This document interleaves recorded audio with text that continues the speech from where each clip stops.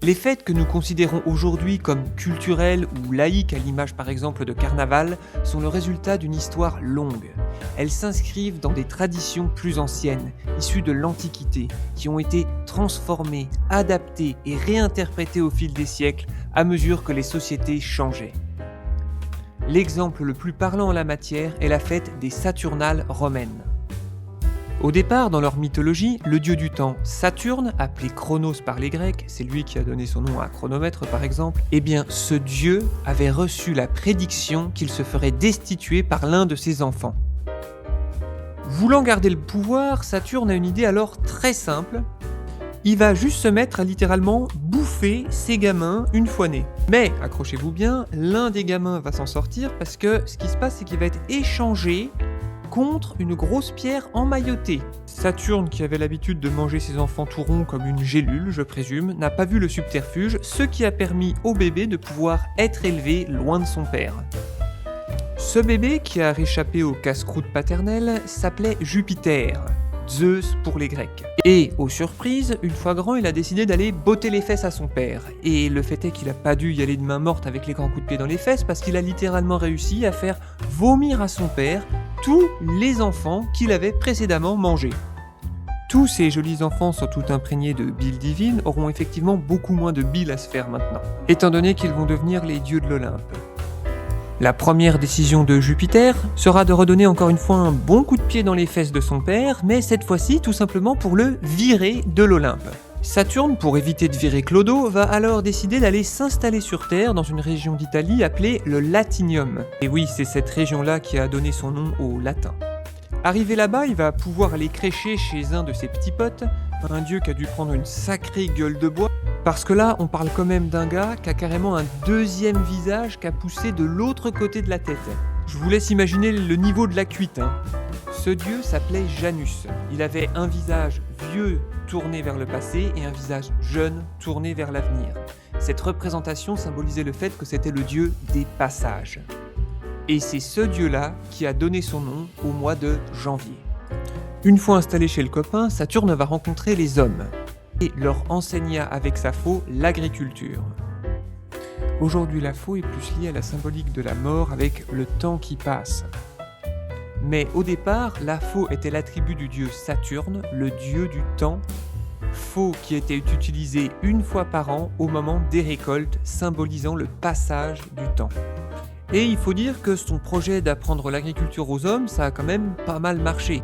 Suite à cet apprentissage dans le mythe, les hommes avaient de quoi bouffer sans trop se fatiguer, développaient les premières villes, les premières civilisations dans un temps de paix où tout le monde était égaux. Le pognon étant tellement pas un problème que tous les objets de la vie courante étaient en or massif. Même pas du plaqué or, vraiment tout en or massif. Ce temps de richesse, d'égalité et de bouffe à profusion fut appelé l'âge d'or, d'où l'expression. Dans les faits, l'origine de cette fête est liée au climat. Le temps de repos après les semailles d'automne et avant la germination du printemps, ça permettait d'avoir du temps libre et donc l'occasion de faire la fête, à l'image de la Saint-Vincent tournante en Bourgogne, qui correspond à un moment de vide par rapport au travail des vignes. La fête des Saturnales est apparue 5 siècles avant Jésus-Christ. La fête se déroulant sur la période commençant le 7 décembre et se terminant le 23. Une longue période de fiesta à n'en pas douter, surtout qu'au départ, ça se résumait en un seul jour qui devait être célébré 16 jours avant les Calantes romaines. Les Calantes romaines, c'est le premier jour du mois romain, où, entre autres, les créanciers devaient payer leurs dettes. Les Grecs avaient un système de mesure du temps différent, donc pas de Calantes. C'est de là que vient l'expression « les Calantes grecques », qui est l'équivalent plus moderne pour dire « on fera ça à la Saint-Glinglin ». C'est ensuite au fil des siècles que cette fête va s'allonger, gagnant des jours. Mais je vous expliquerai ça au fur et à mesure. C'est au IIe siècle avant Jésus-Christ que les Saturnales vont devenir beaucoup plus importantes pour les Romains, car ils avaient eu les chocottes. En effet, au IIe siècle avant Jésus-Christ, un général carthaginois du nom d'Hannibal avait réussi à traverser les Alpes. C'est dans ce moment de détresse que les Romains se tournèrent vers le dieu Saturne, augmentant l'importance de cette fête de manière durable dans leur culture. C'est pour ça que sur la frise chronologique, je vous l'ai mis commencer à partir de 200, et en même temps parce que c'était aussi moins galère. Dans les faits, les Saturnales, cette fête romaine, elle consistait en quoi concrètement ? Eh bien, on pratiquait des rituels rappelant l'âge d'or. Outre le sacrifice au temple de Saturne à Rome, marquant le début des festivités et la proclamation du jour férié, de grands banquets étaient organisés, rappelant le temps de la profusion de nourriture de l'âge d'or. Et tout le monde devait être considéré le temps d'un jour comme égaux, comme durant l'âge d'or où tous les hommes l'étaient. Et chose beaucoup plus surprenante, même les esclaves avaient le droit de parler librement et même de se faire servir par leur maître le temps d'un jour. C'est dans ce contexte qu'a été créée une tradition destinée à parodier le pouvoir. On procédait ainsi. Un pain contenait une fève sèche qui avait été cachée par le maître de maison dans la pâte. Et pour illustrer ça, je vous ai trouvé l'image d'un véritable pain romain fossilisé de Pompéi. Puis, le plus jeune enfant se cachait sous la table et représentait l'oracle d'Apollon.